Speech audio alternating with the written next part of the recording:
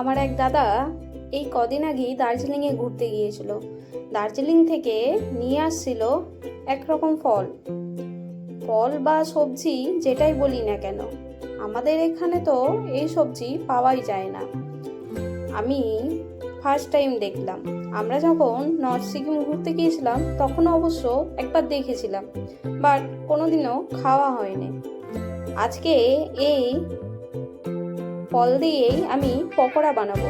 নাম জিজ্ঞাসা করাতে বলল এটার নাম নাকি কোয়াশ। খেতে কেমন হবে সেটা জানি না, তবে চলুন আজকে এই কোয়াশের পকোড়া বানাই।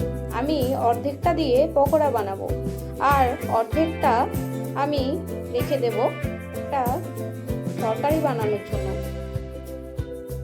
আমি কোয়াশটা মাঝামাঝি দুভাগ করে কেটে এর ওপরে খোলাটা ছাড়িয়ে নেব। তারপর সরু সরু করে কেটে নেব, যেইভাবে আমরা আলুর পকোড়া বানাই ওইভাবেই। আমি এখানে অর্ধেকটা কোয়াশ সরু সরু করে কেটে নিয়েছি। কোয়াশটা একটু বেশি পরিমাণেই দিয়েছি, আর এখানে আমি কিছু সবজিও অ্যাড করছি অল্প পরিমাণে। এখানে আমি পেঁয়াজ, আলু, বাঁধাকপি এবং ক্যাপসিকাম, গাজর দিয়েছি আর কাঁচা লঙ্কা কুচি। আপনারা চাইলে শুধু কোয়াশও দিতে পারেন, তবে কোয়াশের সাথে পেঁয়াজ দিয়ে যদি পকোড়া বানান তাহলে খেতে আরও সুন্দর হয়। এতে আমি দিয়ে দিয়েছি লঙ্কার গুঁড়ো, হলুদ গুঁড়ো, নুন এবং খাবার সোডা। তারপর দিয়েছি মৌরি এবং দিয়েছি 2 টেবিল চামচ চালের গুঁড়ো আর বেসন দিয়ে ভালো করে মাখিয়ে নেব।